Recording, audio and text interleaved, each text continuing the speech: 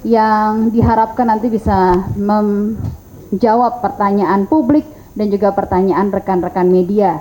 Izinkan saya memperkenalkan para narasumber yang hadir pada hari ini. Tentunya di sini nanti konferensi pers akan dipimpin oleh Bapak Kepala Staf Presidenan, Bapak Muldoko. Dan juga sudah hadir bersama kami di sini ada Komisioner BP Tapera, Bapak Heru Pudionugroho.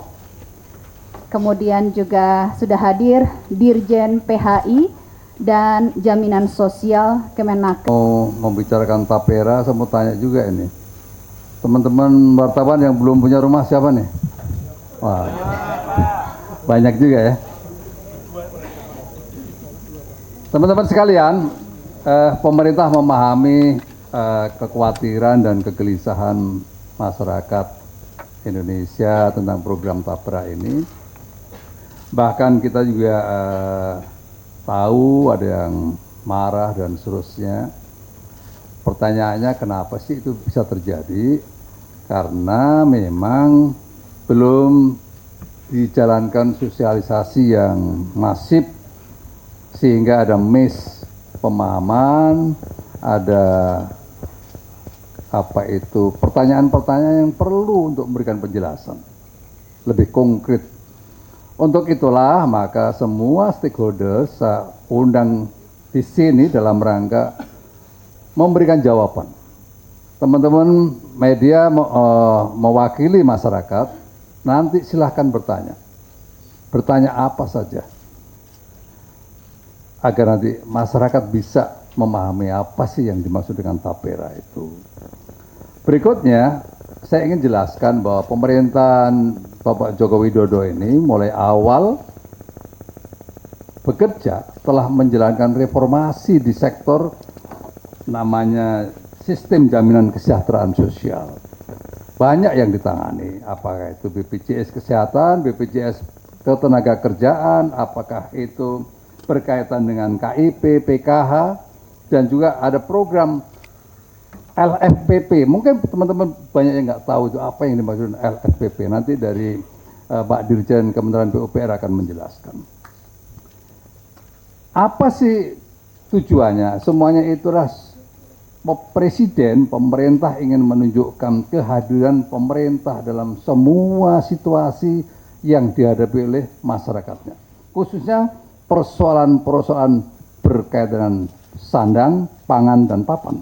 Nah ini Tapera ini berkaitan dengan papan ini. Tuh. Dan itu tugas konstitusi karena ada undang-undangnya. Undang-undang yang harus dijalankan oleh seorang presiden. Saya ingin tunjukkan undang-undangnya. Dasar Hukum Undang-Undang Nomor 1 Tahun 2011 tentang Perumahan dan Kawasan Pemukiman. Serta Undang-Undang Nomor 4 Tahun 2016 tentang Tabungan Perumahan Rakyat atau Tapera ini diatur oleh undang-undang.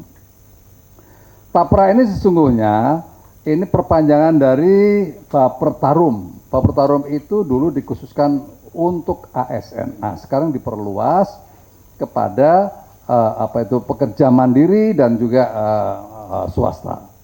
Kenapa diperluas? Karena ya ada problem backlog yang dihadapi oleh pemerintah sampai dengan saat ini. Ada 9,9 juta masyarakat Indonesia yang belum memiliki rumah. Ini data dari BPS ya, bukan ngarang ya.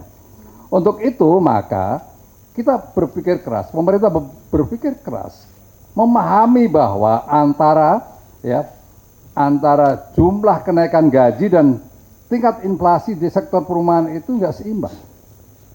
Untuk itu maka harus ada upaya keras agar masyarakat pada akhirnya nanti bisa walaupun terjadi inflasi tetapi masih bisa punya tabungan untuk membangun rumahnya. Itu sebenarnya yang dipikirkan. Berikutnya teman-teman sekalian, caranya dengan skema yang melibatkan pemberi kerja, dalam hal ini juga pemerintah untuk PNS, jadi yang 0,5% untuk ASN itu oleh pemerintah. Berikutnya yang 0,5% untuk pekerja mandiri dan swasta pekerja swasta atau yang bekerja di orang lain, itu yang pemberi kerja yang akan memberikan pembiayaannya. Kita juga masyarakat juga perlu memahami bahwa tentang perumahan ini bukan hanya Indonesia yang mengatur. Pemerintah di berbagai negara juga menjalankan skema seperti ini. Di Malaysia ada, di Singapura ada, di beberapa negara yang lain juga ada. Bahwa ini menurut saya sih tugas negara ya. Gitu.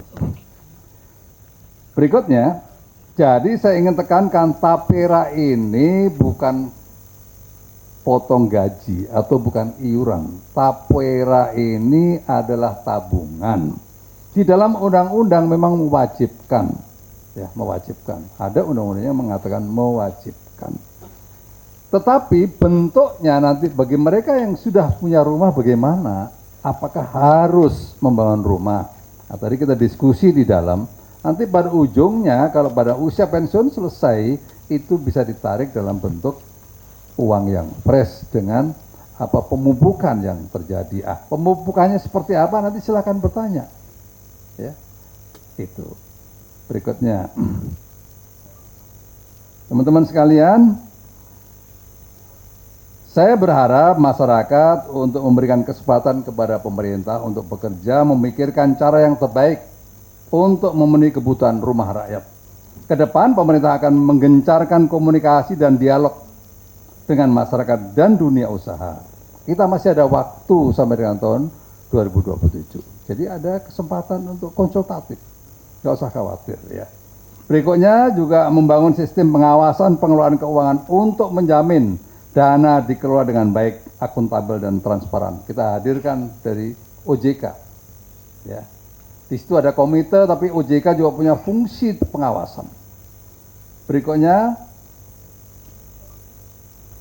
pengawasan salah satunya melalui komite tapera yang akan melakukan pengawasan pengelolaan tapera. Ketuanya adalah Menteri PUPR dengan anggota Menteri Keuangan, Menaker, Komisioner OJK dan profesional. Nah, ini saya ingin sampaikan kepada teman-teman, jangan sampai terjadi seperti Asabri. Asabri waktu itu saya menjadi Panglima TNI, saya nyentuh saja nggak bisa, nempatkan orang aja nggak bisa. Akhirnya saya jengkel itu, saya undang waktu itu Pak Adang, Bang datang ke sini, tolong saya minta dipresentasikan. Ini uang rakyat, uang prajurit saya, masa saya nggak tahu gimana sih ini?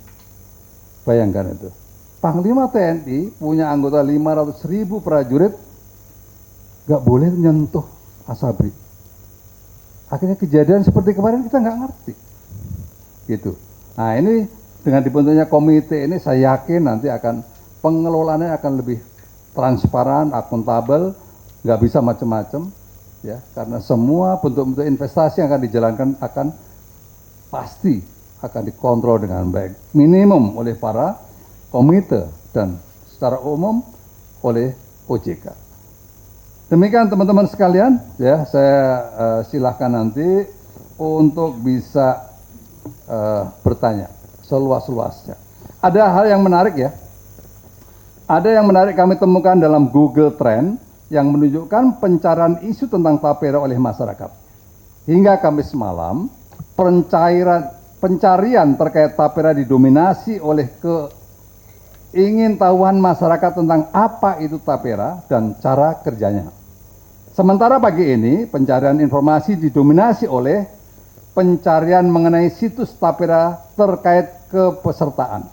Banyak yang ingin melihat apakah mereka sudah menjadi peserta. Berikutnya, bagaimana kalau mau menjadi peserta dan bagaimana mencairkan saldo tapera dan lain-lain. Nah, ini nanti bagian dari yang mungkin akan dijawab oleh teman-teman saya ini. Jadi kesimpulan dari pengamatan selama beberapa hari terakhir, keingintahuan masyarakat terhadap tapera dan manfaatnya cukup tinggi. Nah, ini cukup tinggi. Untuk itu kehadiran teman-teman sekalian di sini saya berterima kasih, alhamdulillah, ya karena nanti bisa memberikan informasi yang lebih jauh lagi, lebih dalam lagi kepada masyarakat Indonesia. Saya persilakan untuk bertanya dari nanti diatur oleh Mbak Lulu. Terima kasih.